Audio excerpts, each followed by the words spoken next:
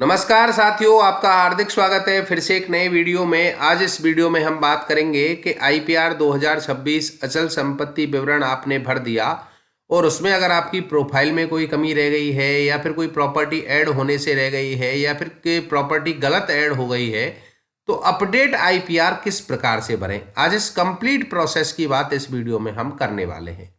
Video शुरू करने से पहले आपसे निवेदन करना चाहूँगा कि चैनल पे नए हैं तो प्लीज़ चैनल को सब्सक्राइब करना और सब्सक्राइब करने के साथ साथ नोटिफिकेशन बेल को ऑन करना, जिससे आगे आने वाले वीडियोज का नोटिफिकेशन सबसे पहले आपको मिल सके।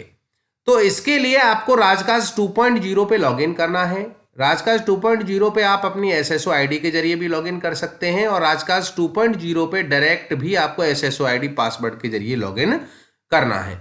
इस प्रकार का इंटरफेस आपको दिखाई देगा। हो सकता है आपका पेज मास्टर में खुले। अगर मास्टर में खुलता है तो आईपीआर आप इसमें सिलेक्ट कर लेंगे। आईपीआर जैसे आप सिलेक्ट करेंगे तो आईपीआर में आपका पेज ओपन हो जाएगा। इमूवेबल प्रॉपर्टी रिटर्न आईपीआर, इस प्रकार का इंटरफेस इसमें आपको दिखाई देगा। आपकी प्रोफाइल आपको यहाँ पे दिखाई देगी।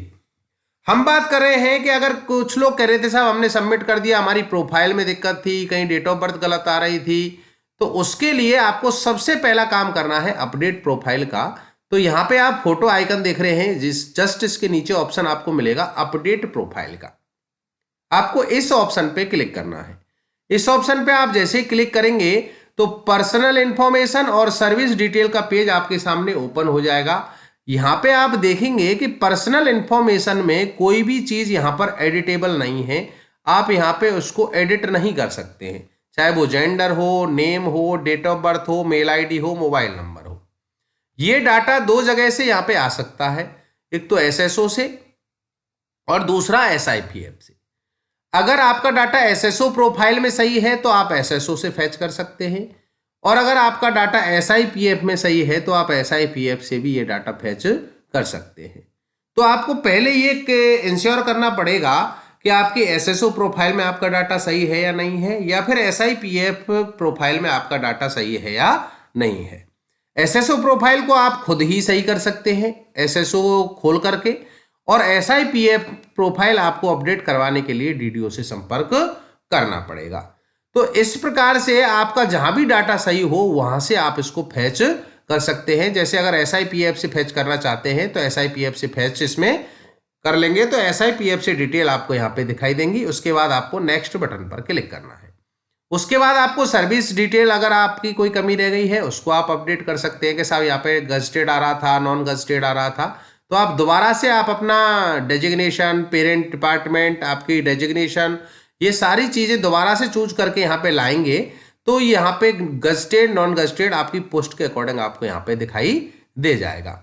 ये सारी चीज़ें यहाँ पे एडिटेबल हैं, आप इनको एडिट कर सकते हैं। उसके बाद करंट पोस्टिंग ऑफिस अगर आपने मैनुअली भरा था तो उसको आप चूज कर सकते हैं। इस सर्च आइकन पे क्लिक करेंगे तो सर्च ऑर्गेनाइजेशन ऑफिस का पेज आपके सामने ओपन होगा और डिस्ट्रिक्ट के सामने कॉलम फिल्टर पे आप क्लिक करेंगे तो आप अपनी डिस्ट्रिक्ट का नाम यहाँ पे आप डालेंगे तो डिस्ट्रिक्ट के जो भी ऑफिस हैं वो आपके सामने सर्च होकर के आ जाएंगे। जैसे मैंने यहाँ ऐड किया तो डिस्ट्रिक्ट के ऑफिस यहाँ पे सर्च होकर के आ गए।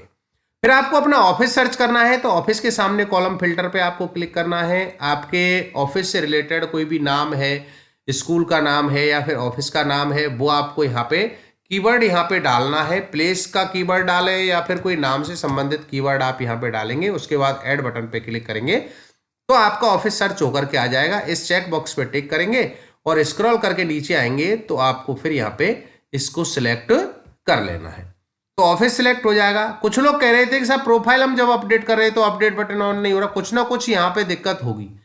अपॉइंटमेंट डिटेल कई बार छुपी रहती है यहाँ पे। जैसे मैं इसको यहाँ हाइड कर देता हूँ, इसके ड्रॉप डाउन पे दोबारा क्लिक करेंगे तो ये डिटेल आपके सामने ऑन हो जाएंगी।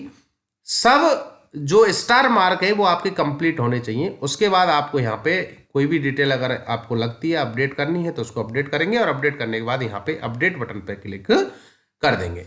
अपडेट बटन पे आप जैसे ही क्लिक करेंगे तो आपकी प्रोफाइल इस प्रकार से हो जाएगी अपडेट। अब आगे बात करते हैं कि साहब आईपीआर में हमने प्रॉपर्टी ऐड करने से हमसे रह गई या फिर प्रॉपर्टी हमने गलत भर दी, उसमें कुछ डिटेल्स गलत थी। तो स्क्रॉल करके जब नीचे आएंगे तो यहाँ प्रॉपर्टी बैलेट आपको दिखाई देगा। यहाँ पे आपकी प्रॉपर्टी आपको दिखाई देगी। अगर इस प्रॉपर्टी को आपको एडिट करना है तो यहाँ 3 डॉट आपको दिए गए हैं, इन 3 डॉट पे आप क्लिक करेंगे और यहाँ पे अपडेट प्रॉपर्टी का ऑप्शन आपको दिखाई दे रहा है। अपडेट प्रॉपर्टी वाले ऑप्शन पे आपको क्लिक करना है।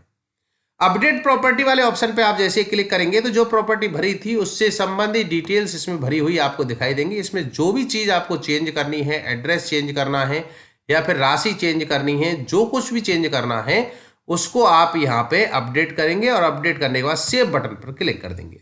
सेव बटन पे आप जैसे ही क्लिक करेंगे तो ये अपडेट हो जाएगी। अब कोई प्रॉपर्टी अगर आपसे रह गई है तो पहले उसको आपको ऐड प्रॉपर्टी पे क्लिक करना है। ऐड प्रॉपर्टी पे आप क्लिक करेंगे और प्रॉपर्टी की डिटेल्स चूज करते हुए, एग्रीकल्चर है तो एग्रीकल्चर, कॉमर्शियल है तो कॉमर्शियल, रेजिडेंशियल है तो रेजिडेंशियल, वो चूज करते हुए आप यहाँ पे डिटेल्स अपनी यहाँ पे कंप्लीट डाल देंगे और डालने के बाद उस प्रॉपर्टी को आप यहाँ से सेव कर देंगे। मेरे केस में कोई प्रॉपर्टी ऐड नहीं करनी है, सिर्फ बताने के लिए कि आपको अगर प्रॉपर्टी अलग से ऐड करनी है तो आप यहाँ से इसको ऐड कर देंगे।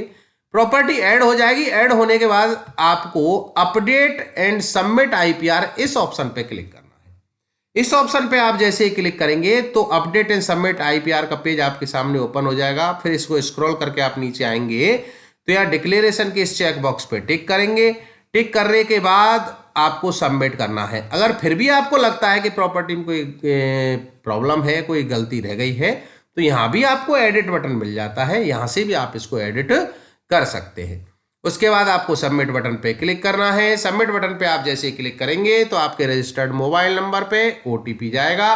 उस ओटीपी की प्रविष्टि आपको यहाँ पे करनी है। जो भी ओटीपी आपके मोबाइल नंबर पे आएगा उस ओटीपी की एंट्री आपको करनी है। उसके बाद वेरीफाई ओटीपी पे आपको क्लिक करना है। आपका आईपीआर दोबारा से सबमिट हो जाएगा। अब अपडेट आईपीआर का प्रिंट लेने के वो हिस्ट्री ऑप्शन में आपको जाना है। हिस्ट्री ऑप्शन में जैसे आप जाएंगे तो आपका आईपीआर आपको दिखाई देगा और उसके बाद यहाँ 3 डॉट पे आप क्लिक करेंगे। डाउनलोड पीडीएफ का ऑप्शन आपको मिल जाएगा। इस ऑप्शन पे आप जैसे ही क्लिक करेंगे तो प्रिंट पेज आपके सामने ओपन होगा। इसको सेव एज पीडीएफ आप जहां भी सेव करना चाहते हैं वहां इसको आप सेव कर लेंगे। और मोबाइल से अगर इसका प्रिंट आपको लेना है तो फायरफॉक्स ब्राउजर आपको डाउनलोड करना है, उससे आप इसका प्रिंट ले सकते हैं। उसका क्या प्रोसेस रहने वाला है उसका वीडियो आपको आई बटन पर मिल जाएगा। तो दोस्तों ये कंप्लीट प्रोसेस रहा कि अपडेट आईपीआर किस प्रकार से भरे। जानकारी अच्छी लगी हो तो प्लीज वीडियो को लाइक करना, शेयर करना और चैनल पे नए हैं तो प्लीज सब्सक्राइब करना। बहुत बहुत धन्यवाद। Thank you so much.